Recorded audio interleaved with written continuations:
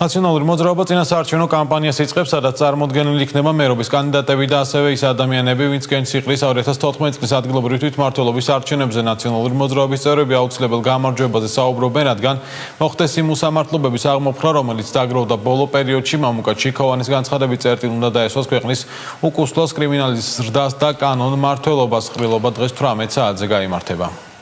დღეს ვიწყებთ საარჩევნო კამპანიის დასკვნით ეტაპს.